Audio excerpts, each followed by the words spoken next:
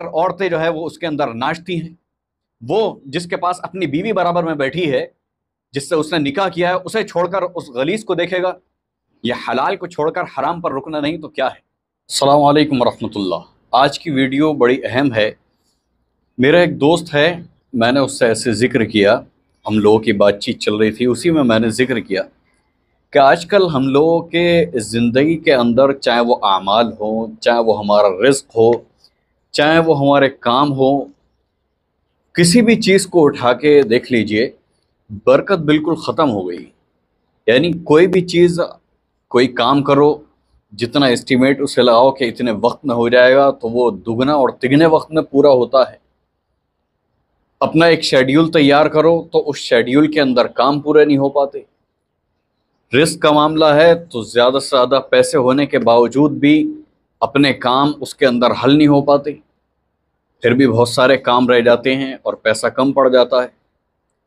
پڑھائی کو اگر لے لیا جائے تو چند صفحات روز پڑھنے ہوتے ہیں، اس کے اندر برکت نہیں ہو پاتی، بلکہ روز جتنا حساب لگا کر بیٹھتے ہیں اس سے کم ہی ہو پاتا ہے اور وقت اوور ہو جاتا ہے۔ تو یہ سب چیزیں ڈسکس چل رہی تھی اسی کے اوپر۔ تو اس نے جواب دیا کہ دیکھو، حلال کے اندر حرام نہ ملایا جائے اور حلال کے اوپر رک جایا جائے۔ پھر آگے کہنے لگا کہ مسلمان آج حلال کو چھوڑ کر حرام کی طرف متوجہ ہو چکا ہے۔ مسلمان کا بچہ خاص طور پر حلال کو چھوڑ کر حرام پہ جا کر رکتا ہے۔ مثال کے طور پر وہ ویڈیو براؤز کر رہا ہے تو اس کے اندر کوئی نعت آ گئی تو اسے اوپر کر دیا، کوئی تلاوت آ گئی اسے اوپر کر دیا، کوئی اچھی بات آ گئی اسے اوپر کر دیا، کوئی نیک بات، کوئی موٹیویشنل اسپیکر جو آج کل چلتے ہیں، خاص طور پر علماء، ان کی کوئی بات آ گئی اسے اوپر کر دیا۔ اور جہاں کوئی حرام چیز آ گئی، چاہے وہ میوزک ہو، چاہے وہ تڑکتا پھڑکتا جسم ہو، اور دیگر چیزیں ہوں جو خرافات ہیں، حرام ہیں، کوئی خاتون آ گئی تو وہ فوراً رک جائے گا۔ یعنی اس کا کہنے کا مطلب یہ تھا کہ آج ہم لوگ حلال سے دور بھاگ رہے ہیں اور حرام کی طرف متوجہ ہو رہے ہیں۔ پھر میں نے اس کے بات پر غور کیا تو اس کی بات 99% حق تھی۔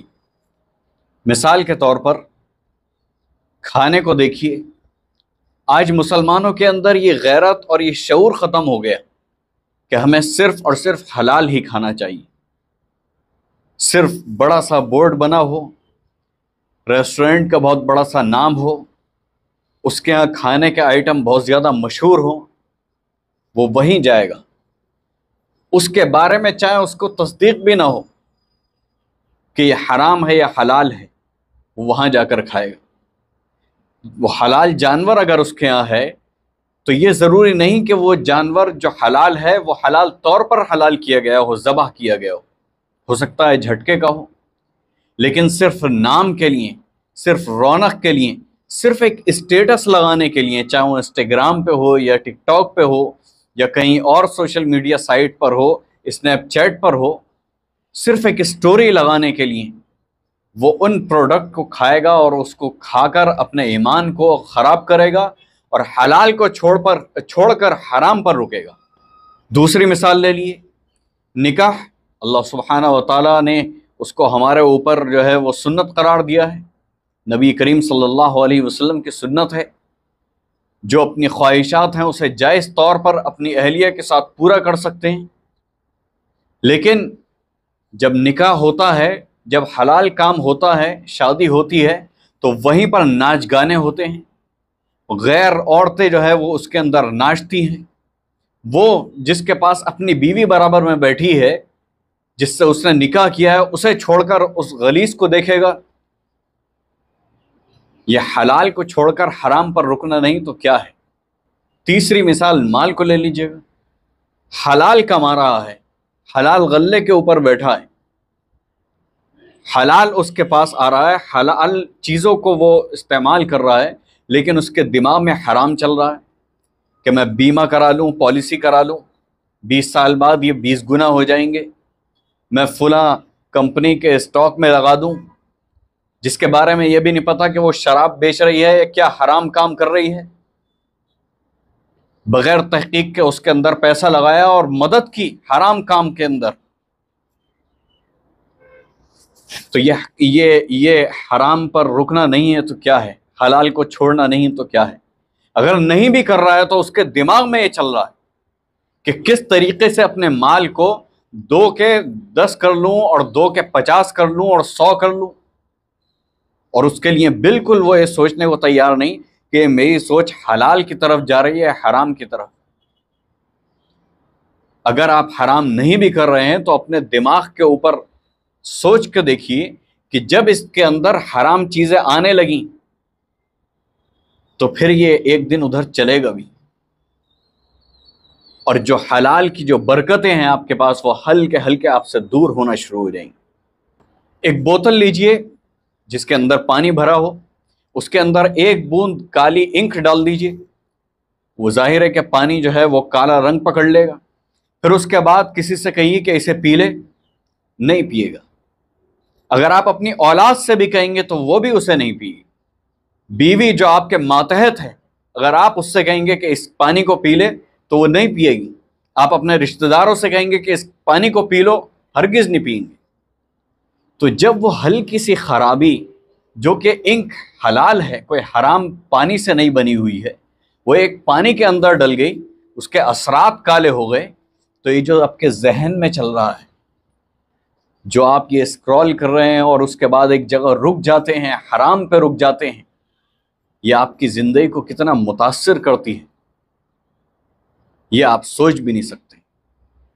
جب رات کو بستر کے اوپر لیٹیں تو ضرور سوچیں کہ آپ نے پورے دن میں حلال کاموں کے ساتھ ساتھ کہاں کہاں آپ کا ذہن حرام کی طرف گیا، یا کن حلال کاموں کے اندر کہیں نہ کہیں آپ نے حرام کام کیا، چاہے وہ آپ کی زبان سے ہو، چاہے وہ آپ کی نظروں سے ہو، چاہے وہ آپ کے ہاتھ سے ہو، یا آپ کی سوچ ہی حرام کی طرف جا رہی ہو۔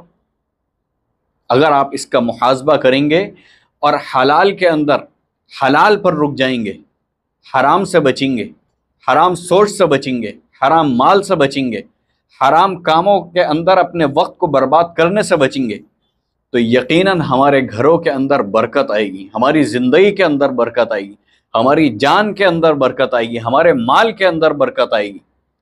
ہماری زندگی مختصر ہوگی لیکن اس کے اندر جتنے بھی ہم کام چاہتے ہیں وہ پورے ہو جائیں گے۔ بعض لوگوں کی زندگی اٹھا کر دیکھیے کہ مختصر سی زندگی کے اندر انہوں نے اتنے بڑے بڑے کام انجام دیے ہیں جو بڑی بڑی زندگی والے نہیں کر پاتے، جو بڑے بڑے وسائل رکھنے والے نہیں کر پاتے۔ حضرت مولانا عبداللہ حسنی رحمۃ اللہ علیہ کے بارے میں آپ پڑھیے اور جانیے کہ کتنی چھوٹی سی عمر کے اندر انہوں نے کتنے بڑے بڑے کام انجام دیے۔ حضرت مولانا محمد الحسنی رحمۃ اللہ علیہ کتنے بڑے بڑے کام انہوں نے انجام دیے۔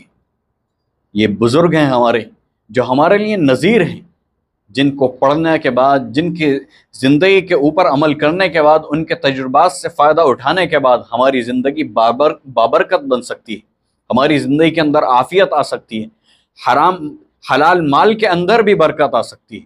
بعض مرتبہ یہی وہ وجوہات ہیں جس کی بنا پر حلال کمانے کے بعد بھی کیونکہ حرام کا سوچ رہا ہے اور بار بار سوچ رہا ہے تو پھر وہ گھر سے برکت اٹھ جاتی، گھر کے اندر ہر وقت فضیلتیں ہوں، لڑائی جھگڑے ہوں، ہر چیز حلال ہونے کے باوجود بھی برکت نہیں ہوتی، کیونکہ گھر کے اندر فسادات ہیں، دلوں کے اندر رنجشیں ہیں، دلوں کے اندر سازشیں ہیں۔